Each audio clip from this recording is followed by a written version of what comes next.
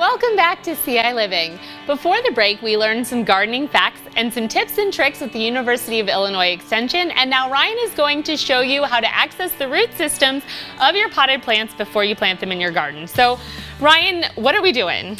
Well, so this situation comes up every year. You've got your garden already, you've been getting prepped, you get your plants home, you pull it out of the pot, and what are we looking at here? Right. What should I do? I get this question a lot. What do I do now? What do I do to plant this thing? Yes. And it seems pretty intuitive that you would normally just put it in the ground, but there are some things to look at, and I'm always interested in any of these potted plants, what their root system looks like as I'm pulling them out of the pot.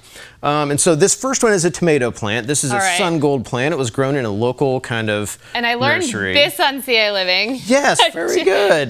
To hold it like that, support it, and then... So you don't want to pull it out by the stem, but kind of gently get it out. And I did this before we started. I kind of crushed this a little bit. Kind of squeeze that a little bit. Now, that's all right. We don't need that. We don't need that anymore. So I don't see a ton of roots in here, and I think as we look at other plants, we may see a little more root bound of a plant. But if you have a really root bound plant, you want to do what's called teasing the roots. We can maybe demonstrate that on the next one. But I don't know that I would do a lot to this root system because I don't see a lot right here.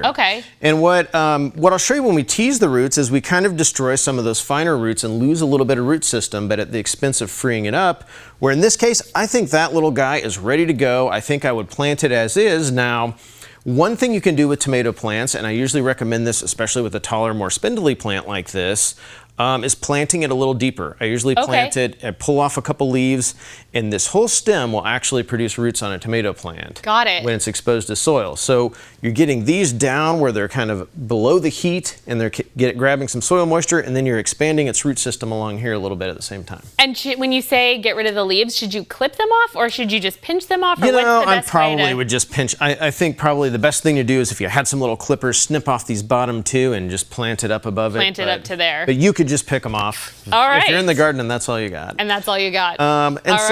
Our next example here these are plants I started at my house, and these are pepper plants. And you can see here's a 6-pack of plants, and here's a single plant in a 4-inch pot. Right. These were all started at the same time earlier this spring. Oh, wow. But this is an example of this larger plant actually has flowers on it already. So it's ready to start producing fruit, where these little guys, kind of yellow, kind of sickly looking, not great. What this is an example of is that these plants need to be out of their pots and in the garden. And when you buy a plant at a garden center, it's ready to do that.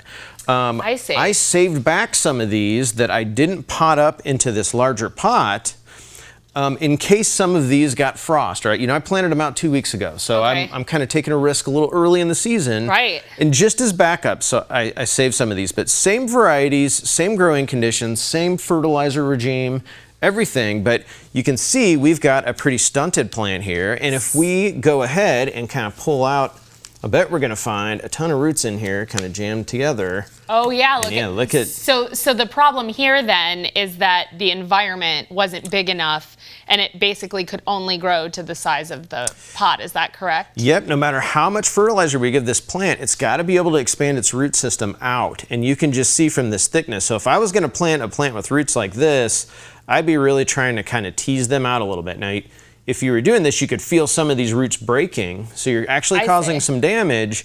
But it's for a good cause. It's for a good cause, and we don't want them to continue to kind of circle and get root bound. And that's a problem with a lot of plants. When they're in a pot too long, they start to have these kind of circling roots. So let's take a look now at our bigger pepper plant, and I'll bet we're going to see another really healthy root system on this, but one that you can really see kind of the circling root thing going on here. Right, so this one's ready then to go into a bigger pot or be planted outside would be the best thing. And so, like I said, I planted mine like this, these same plants a few weeks ago in my garden, and they were already like this. So I knew today when we pulled this out, but I'd be doing the same thing. I'd be kind of breaking some roots and spreading this out a little bit.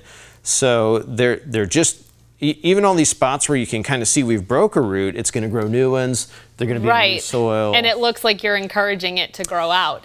And then what is the difference between a cup like this, and I see you have another cup down at the other end. Let me grab that one from you. Sure. So this cup versus this cup, what's the difference? And you know, are you just supposed to put this right in the ground, or because it feels compostable? Yeah, that's how these, so you'll see plants in, this is a plastic pot.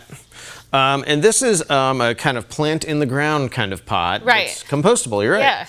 Yeah. Usually made out of peat. This looks like it's made out of probably peat, but they're made out of coconut coir, like other materials that are kind of biodegradable.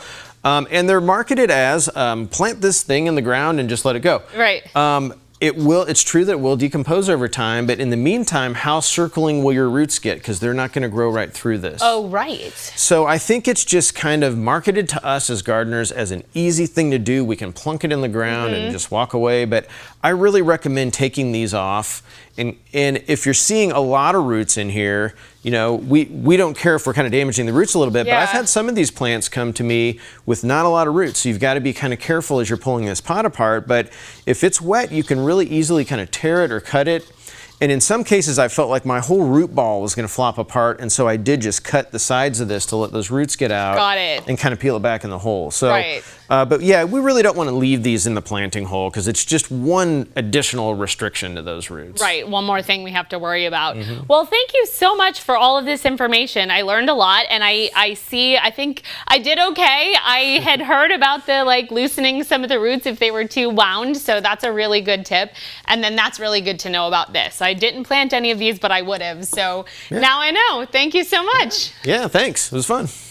Well, in a few minutes, we are going to go for a ride and see what's new at the Golf Cars store. So stay with us.